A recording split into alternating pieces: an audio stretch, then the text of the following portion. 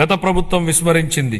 రహదారులు, తాగునీటి వంటి కనీస అవసరాలను పొందడం ప్రజల హక్కు అయినప్పటికీ గత ప్రభుత్వం వీటిపై దృష్టి పెట్టలేదు.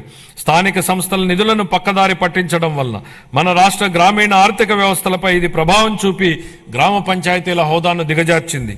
గౌరవనీయ ఉప ముఖ్యమంత్రి శ్రీ పవన్ కళ్యాణ్ గారి మార్గదర్శకంలో ప్రజల జీవన ప్రమాణాలు మెరుగుపరచాలనే లక్ష్యంతో మా ప్రభుత్వం గ్రామీణాభివృద్ధిలో ముందడుగు వేస్తోంది.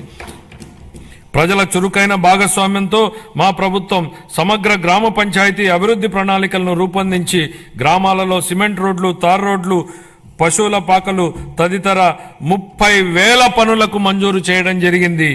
4,300 కిలోమీటర్ల మేరకు మంజూరైన సీసీ రోడ్లలో ఇప్పటికే 3,000 కిలోమీటర్ల రోడ్లు పూర్తయ్యాయి. మరో 1,300 కిలోమీటర్ల మేర రోడ్లు తుది నిర్మాణ దశలో ఉన్నాయి.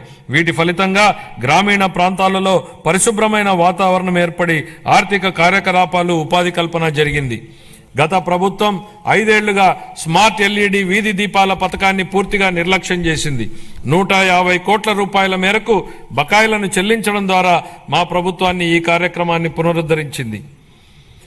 కేంద్ర ప్రభుత్వం జల్ జీవన్ మిషన్ను ఆగస్టు 15, 2019లో ప్రారంభించినప్పటి నుండి 2024-25 వరకు 13,499 కోట్ల రూపాయలను కేంద్ర ప్రభుత్వం కేటాయించినప్పటికీ గత ప్రభుత్వం మన రాష్ట్రాన్ని సకాలంలో విడుదల చేయకపోవడం వలన కేవలం 2,255 కోట్ల రూపాయలను మాత్రమే వినియోగించుకోగలిగింది.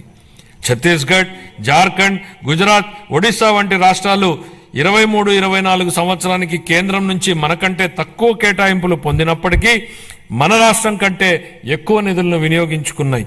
మా ప్రభుత్వం ఈ పథకాన్ని పునరుద్ధరించడానికి చొరవ తీసుకుంది.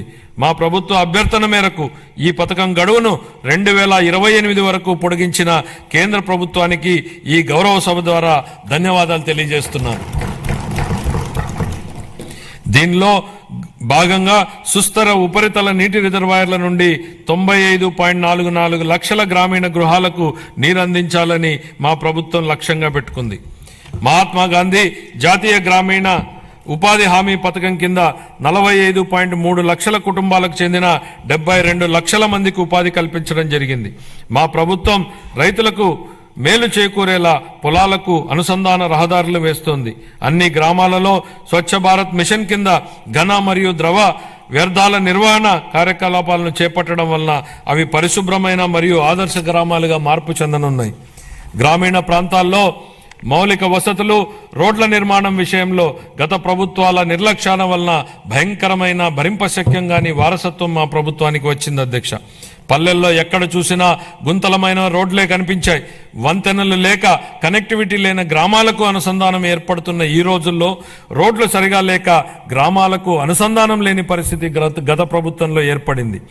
ప్రధానమంత్రి గ్రామీణ సడక్ యోజన, ఆంధ్రప్రదేశ్ గ్రామీణ రహదారుల అనుసంధాన మరియు ప్రాజెక్టు మరియు జాతీయ వ్యవసాయ మరియు గ్రామీణాభివృద్ధి బ్యాంకు నిధుల కింద ఈ రోడ్లను అభివృద్ధి చేసే ప్రయత్నాలను ప్రారంభించాం. అన్ని వాతావరణ పరిస్థితులను తట్టుకోగలిగే రహదారులను నిర్మించి అనుసంధానతను కల్పించే దిశగా PM జన్మన్ పథకం మన రాష్ట్రంలో అమలు చేయబడుతోంది. 2025-26 ఆర్థిక సంవత్సరానికి గాను పంచాయతీరాజ్ మరియు